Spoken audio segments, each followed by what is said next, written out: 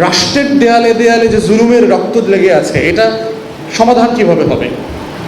এই রাষ্ট্রের দেয়ালে দেয়ালে যে ময়লা লেগে আছে, এটা আপনি ঝাড়ু কিভাবে দেবেন? আপনার ঘরে যখন ময়লা লাগে তখন আপনি ঝাড়ু দিতে আপনি ঝাড়ু ব্যবহার করেন, আপনার বুয়া এসে হয়তো ওই ঘরটা মুছে দিয়ে যায়, আপনি নিজে একটু ধোয়া মোছা করেন। কিন্তু রাষ্ট্রের দেয়ালে দেয়ালে যখন ময়লা লাগে তখন সেটা ধোয়া পাল্লা করতে হয়, কিন্তু রক্ত দিয়ে ধোয়া পাল্লা করতে হয়, লড়াই করে ধোয়া পাল্লা করতে হয়। শত শত শহীদকে গত জুন জুলাই আগস্টে রক্ত দিয়ে এই দেয়াল পরিষ্কার করতে হয়েছে, রাষ্ট্রের দেয়াল।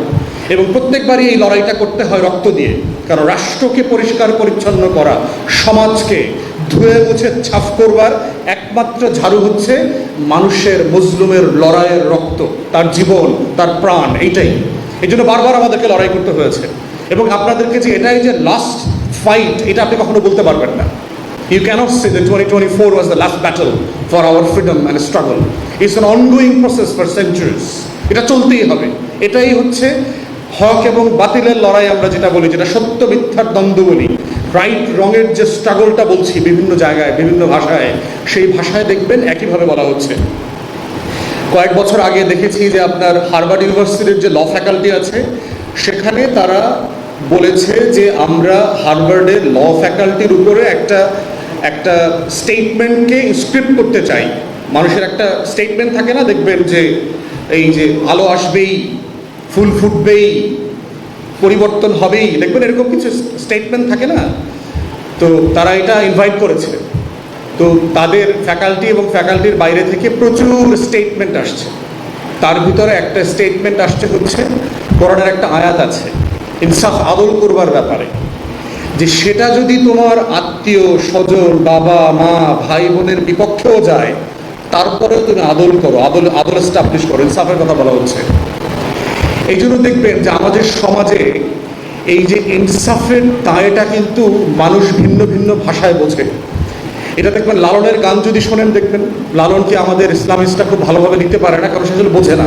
আমাদের যে সুফি ট্র্যাডিশন আছে, যে কারণে ইবনুল আরাবি থেকে শুরু করে সেই বৌদ্ধ যুগের যে বড় বড় সুফি যারা ছিলেন, বড় বড় ফিলসফার ছিলেন, তাদেরকে ভুল বুঝেছে।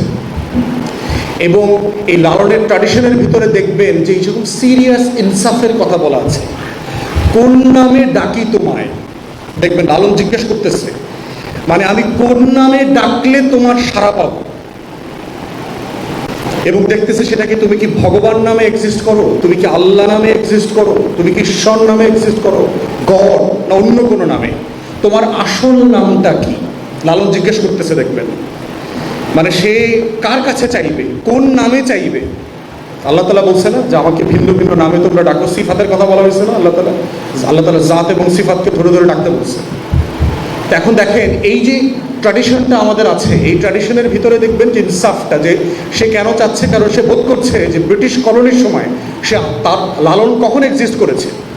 এই যে পার্মানেন্ট সেটেলমেন্টের কথা বলেছে, জমিদারি বন্দোবস্ত, সাদা মানুষ এবং আমাদের এখানকার এই ব্রাউন মানুষদের যে টু টিয়ারের, দুই স্তরের যে জমিনদারি ব্যবস্থাপনায় আমার মানুষ জুলুমের শিকার হয়েছে, জালেমের দ্বারা নির্যাতিত হচ্ছে, সেই সময় লালন বিরক্ত হয়ে গেছে, আর দেখতে পাচ্ছে না যে আমার কৃষক কর দিতে দিতে এত ক্লান্ত, বিদ্রোহ হচ্ছে, এখানে নীলকরের আন্দোলন করছে। তখন সে বলছে, গান গাইছে, কোন নামে ডাকি তোমায়, তোমার আসল নামটা কি, আমি সেই নামে ডাকছি, তারপরে তুমি ইনসাফ হয়ে দুনিয়াতে ফিরে আসো। তাহলে এই কলটা ছিল, সে আসলে মুশরিক হয়ে গেছে, সে জানে না যে আসলে তার রবকে ব্যাপারটা তা না, এটা তার মনের আকুতি ছিল, ইনসাফের আকুতি। এই জন্য দেখবেন যে প্রত্যেকটা মানুষের সাথে, মানুষের প্রাণের ভিতরে ইনসাফটা, রাইট রঙের আন্ডারস্ট্যান্ডিংটা খুবই ইনগ্রেইন করা আছে। সবচেয়ে মূর্খ লোকটাও দেখবেন সে ইনসাফটা জানে। তাকে আপনি একটা যে কোনো একটা র্যান্ডম রিক্সাওয়ালাকে আপনি একটা চট দেন, সে আপনার উপরে কিন্তু রাগ হবে। সে শিক্ষিত না, কিন্তু রাগ হবে কেন? কারণ এতটুকু সে বুঝছে যে আপনি তার প্রতি জুলুম করেছেন, অন্যায় করেছেন। আপনি দেখবেন একজন কৃষককে, যিনি কোনোদিন লেখাপড়া করেন নাই, তাকে জিজ্ঞেস করবেন যে 30% জমিতে আমি ইরি রোপণ করব, আমাকে কত পরিমাণ কীটনাশক দিতে হবে এবং সার দিতে হবে। সে আপনাকে কেজি বলতে পারবে না, কিন্তু হাত দিয়ে উঠায় দিতে পারবে যে এতটুকু দিবেন, বালতিতে ঢেলে দেবে এতটুকু দিবেন। কারণ ওই কৃষকের মধ্যে আল্লাহ তাআলা ইনসাফের একটা ধারণা দিয়েছেন কতটুকু জমিতে কতটুকু রো করতে হবে, কতটুকু গ্যাপ হবে, এর ভিতরে কতটা বীজ বপন করতে হবে এবং কতটা সার দিতে হবে, এইটা হচ্ছে ইনসাফ। অতএব আমাদের টোটাল জগৎ, আমার যে দুনিয়া, আমারটা বিশ্ব ব্রহ্মাণ্ড না, কিন্তু আমার এই যে দুনিয়া, এই দুনিয়ার সাথে হচ্ছে ইনসাফের সম্পর্ক আছে এবং এতে এত ইন্টারটুইনড। এটা যদি না হয়, ইনসাফটা যদি কায়েম না থাকে, আপনি দেখবেন এখানে সুনামি হবে, এখানে চিন্তার সুনামি হবে, মানুষের গণ অভ্যুত্থান হবে, লড়াই হবে, সংগ্রাম হবে, ভিন্ন ভিন্ন ভাষায়, সময়ে, ভিন্ন ভিন্ন ব্যানারে। বরিশাল এমন একটি জনপদ যেখানে বাংলাদেশের অন্যতম মানুষদের জন্ম হয়েছে। বরিশাল শেরে বাংলার জন্মস্থান। বরিশাল এমন একটি জনপদ যেখানে ঐতিহ্যগতভাবে আমাদের অনেকগুলো ঐতিহ্য আছে। ধান নদী খাল এই তিনে বরিশাল, কিন্তু এই বরিশাল আজকের আমাদের অবহেলিত